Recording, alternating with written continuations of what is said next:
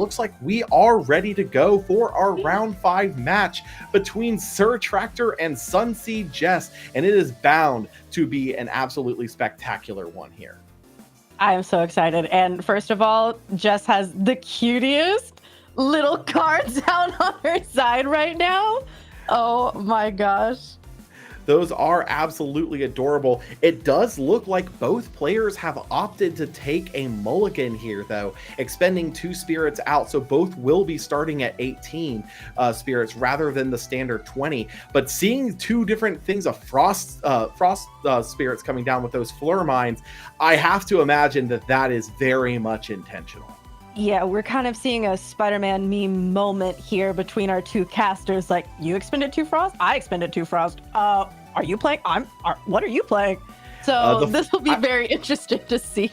I will say it is definitely interesting to see both of them expending 2 frost at the start, because frost is one of those strategies that actually doesn't care too much if it has to expend to take a mulligan, because of specifically Cryoling and Cryovern needing to have needing to be able to get up to 6 attack in order to use Cryoling's Ascension line is really powerful, and getting the frost spirits in early will absolutely get them there. SunseedJess seeming to start us off here, and looks like she's going to be playing an Astrabbit, not Ash Rabbit, to get a line going to see the top 3 of her deck and kind of play up. But it looks like she's going to pass after that, and there is a Rhynymph on this board. We see Rhynymph. Oh my gosh. Rhynymph immediately going to expend to put itself in the back row, and Rhinosect is coming down. Absolutely incredible. On their first turn, Tractor has gotten Rhinosect out. SunseedJess's Astrabbit has been cleared. The board is completely open, and this is already shaping up to be an exciting clash.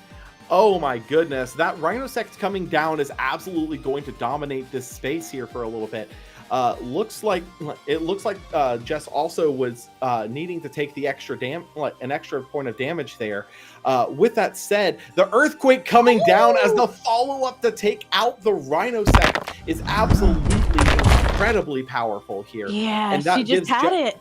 It gives Jess control of the board again, and she's gonna drop another Funny Bunny, getting that Astrabbit off, allowing her to look at the top 3 of her deck and take her pick.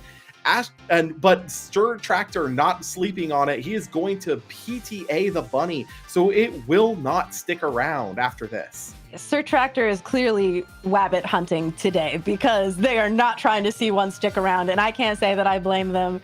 But we see at least the effect goes through. SunseedJess looking at the top 3 of her deck there, picking whichever one she wants, and looks like SirTractor is expending that one to pop the rabbit and passing over. Very notably, once again, we're looking at completely empty boards. SirTractor, though, going to be playing that Cryoling, and because he already has the Frost Spirits in his discard from that initial Rhinosect line, it is going to be immediately able to jump up to a Cryovern, and very notably is properly enchanted, meaning that this Cryovern is going to threaten a potential Cryoscorch in the coming turns, and that is a terrifying notion to have to consider. Tractor has just been sending out threat after threat, and considering Jess has not seen back row over on her side, not only have these threats been, well, she had the Earthquake, but terrifying to answer, but now just going to be able to swing freely. And even more scary here is the fact that if she does not answer this Cryovern now, Cryoscorch is going to come down, and that is going to make it even more difficult for her to try and get a leg back up into this game. Even though spirit counts are very similar here, Cryovern is definitely one of those that is going to absolutely push the advantage. But the third Funny Bunny coming down out of Jess, you have to imagine she's digging for an answer here. Yeah, some back row, maybe, who can say? I'm not sure what she's looking for here, but you are so right. That Cryovern is terrifying. Although I am still a little biased, and I must say, go Cryoscorch. Oh, fair enough. I am personally I very much love the idea of misenchanting the Cryovern when it comes down, but I do fully respect how big and powerful those Cryo Scorch lines can be. And with that, Jess looks like she's going to be setting to and passing it back over. The question though is that is SirTractor going for the Cryovern Ascension? It does not look like he is. Instead, opting to go for another Cryoling. This is going to threaten another Cryovern. A second Cryovern has hit the field. This is crazy. This one is misenchanted with that Water Spirit to play around one of those potentially being a Tsunami. Which is absolutely the correct call here, as with the first Cryovern already being properly enchanted, you already have a way into Cryo Scorch. There's no need for you to double up here and take the riskier play. But with that said, 2 Cryoverns on the board at the same time, you have to be thinking that this is absolutely terrifying. And you have to imagine that this game is probably about to spiral out of control if these back row from Jess aren't live. Me personally, I always believe in Jess, and I see, yep, there it is. There is a shield bouncing back the properly enchanted Cryovern back to hand. So that is important to note that that was the properly enchanted one. Absolutely. And definitely a good call here. Preventing the Cryo Scorch from coming down is definitely a very heads up play. But also the other one being misenchanted does still mean that if SunseedJess is playing Tsunami in that backline, it is not going to stop this misenchanted one from running over the rabbit, which it does end up doing. No, so this Cryovern is sticking around for another turn. Just yet another threat for Jess to have to contend with. But a threat is not really what Jess cares about right now. Galaxy, but because the Cryovern is misenchanted with water, it is a 4/7, meaning that Galaxy actually can walk over it and answer it, provided that back row is not exactly Gorgon's Gaze. And it looks like it is not, as SirTractor loses the Cryovern there, meaning that despite having dropped 3 different 2-drop Elestrals, the game is very much still up in the air. Yeah, that was an incredible answer for that Cryovern. And now I have to wonder, after, like you said, all of these really expensive investments that SirTractor has made so far this clash, what is left to do? I do love, though, that we were just talking about how Frost has can make kind of an impact as a tech engine here, and yet we're seeing 2 different takes on Frost doing very, very interesting things. With that said, here comes down the Rhynymph. You have to imagine that because he's casting it in attack, SirTractor is definitely looking at moving it to the back row. The Ambrosia coming down directly after to try and get his spirit count back up. But the question is, does SirTractor have the second Rhino Sect in hand to be able to take advantage of this Rhynymph? So notably, that Rhynymph is actually water enchanted to take advantage of the Galaxy. And the Cryoblast coming down here is also going to make that Galaxy very specifically it is going to make it a 2/3. Meaning that Galaxy is actually going to be a 3/2. My mistake, not 2/3. Sorry, even I get my Galaxy math mixed up sometimes. But 3/2, meaning that this Rhynymph can in fact walk over it just through combat. Because you are correct, it is water enchanted. That Rhynymph currently has 5 attack. Yeah, that is a very scary Rhynymph, actually, and that's something that I don't think I've ever seen is an intimidating attack Rhynymph. I have to imagine here that the reason Jess is thinking about it is there's the Gorgon's Gaze. Now, I am not personally familiar with Rhynymph's base attack stat, but I'm fairly certain if she goes and Gorgon's her own Galaxy here, negating the effect of swap, Rhynymph is under that Galaxy's 2 attack, is it not? It absolutely is! Oh my goodness, absolutely incredible play from SunseedJess. Gorgon's gazing her own Galaxy, taking out that big scary Rhynymph and bringing she's gonna develop the Cryoling of her own, means that Cryovern has hit the board. Most likely here, unless SirTractor has something like a Gorgon's to delay the inevitable on that. But It doesn't look like he does, No. as the Cryovern does come down. The question, though, is what to enchant it with. It looks like SunseedJess is going to go with the Thunder so that it doesn't swap to a 4/7 under Galaxy. Okay, and that is definitely a smart play, knowing that was an out that she had for the Cryoling that SirTractor had, informing her decision here. And while SunseedJess is in a commanding position, she is only on 1 spirit left, while SirTractor has 8. And there's the unfortunate part about it not misenchanting the Cryovern with water. The Tsunami will come down and put that Cryovern into defense mode, though Galaxy will still get in for 1, meaning that Jess effectively did 2 damage there rather than the 3 that she probably wanted. Yeah, and SirTractor, like we said, still has the spirits to play around this. I wonder what the answer here is going to be. Cryovern in defense is not quite as scary as a Cryovern in attack, so this is... And SirTractor is going to get another Ambrosia off here. Absolutely critical. This is the second Ambrosia he has seen this game, and that is putting him up very substantially above SunseedJess's current count line. And that looks like that's a Moralith that just came down. Is that... Wait, no, that's not a Moralith.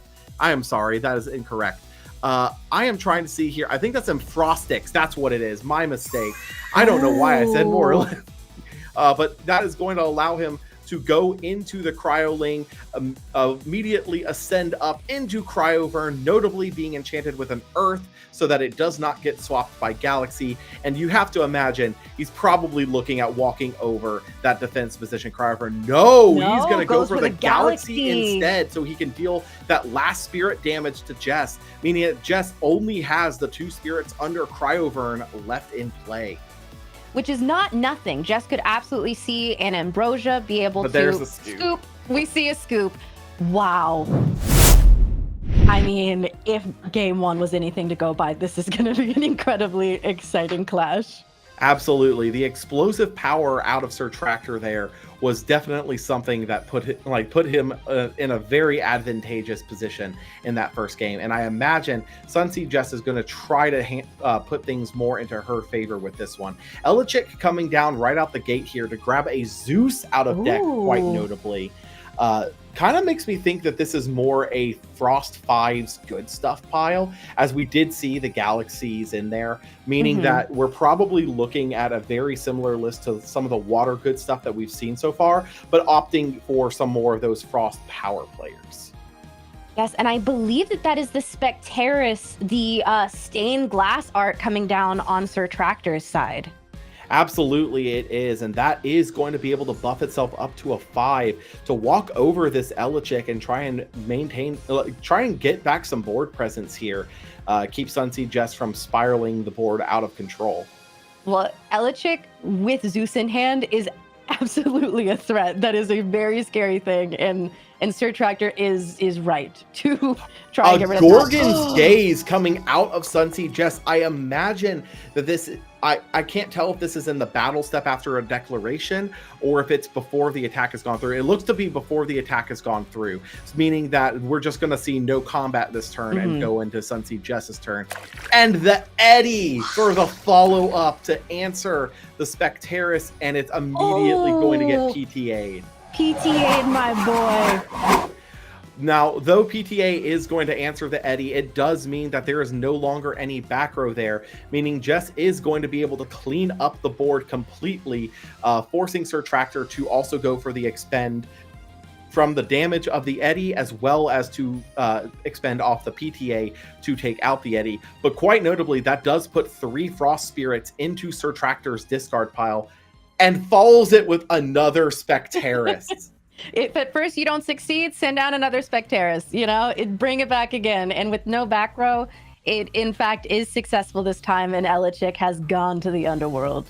Absolutely. So quite notably, keeping track of those Frost Spirits in discard, SirTractor is at 3 and SunseedJess is at 2. If either of them hit that 5 Frost Spirit threshold on their discard piles, we could be seeing a Cryoling to Cryovern come down and immediately clean up. And there's one way to get their Blizzard coming down. able to completely snipe out the back row without having it chainable. Absolutely killer, putting Jess also to 4 Frost Spirits in her discard pile. You have to imagine she's looking at Cryoling here in the future. Cryoling is imminent. I will say I'm thinking that Cryoling will be coming any turn now. And we did pop that Shield of Achilles. Many people are saying it never resolves, and I think they're probably right about that. Jess going for the expend to draw here, which notably expending that 5th Frost Spirit, meaning that Cryoling is now online for Jess, setting a back row and passing it. SirTractor, though he is clearly in the advantageous position here, has to be aware that that Frost Spirit going down is definitely going to put him bad. He also will choose to expend a draw here, bringing his Frost count up to 3. I imagine just swinging in with Specteris here to try and clean up a little bit of damage. Yep, and Jess is going to take a Leviathan in damage here, and I wonder if we're going to see this Cryoling come out this turn. I imagine it has to here. Cryoling is definitely going to be one of those answers for Specteris here specifically, because it can put a base stat 7 onto the board that is going to require something to answer. No, a Moralith coming down. Moralith, with Jess having more Elestrals in her discard, it does mean that Moralith can now come down and is going to mill 5, though quite notably just milled Earthquake, meaning Jess does not have that. Yeah, 2 big hits. Yeah, those are some pretty massive hits out of SunseedJess here.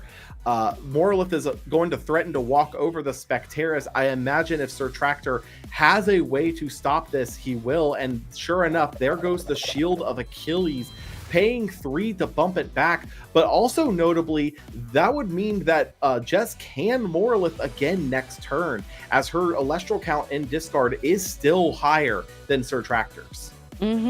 Yeah, Moralith, but at what cost?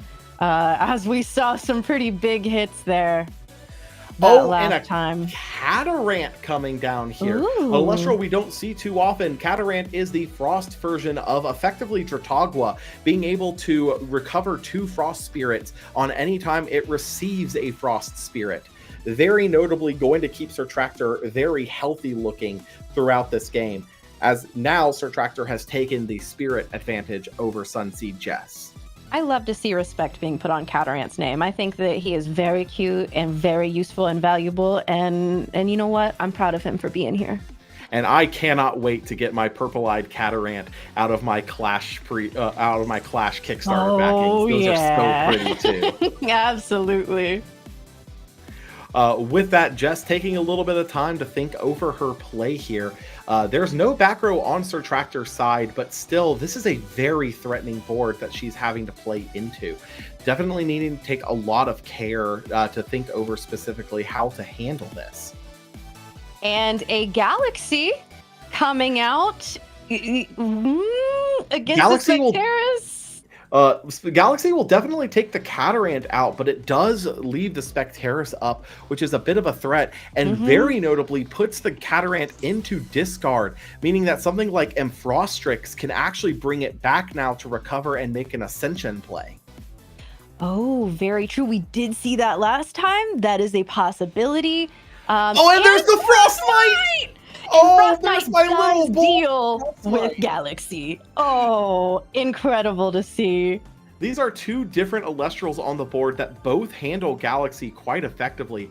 Frostmite being able to make Galaxy a 0/2 is one way, but then also Specteris being able to just drop the Galaxy out as well is also an option, meaning that even though SirTractor's Specteris there did get shielded, it does mean that Frostmite is still able to clean up the whale.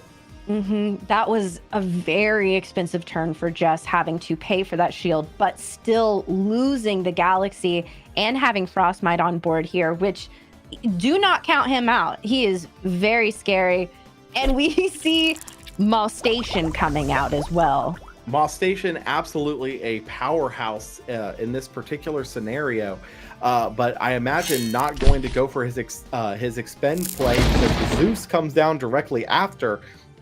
going to be able to drop that Frostmite down by 3 attack, meaning the 1 attack of Mustache is able to walk over this Frostmite. Who knew the power team of Zeus and Mustache would be one to beat today?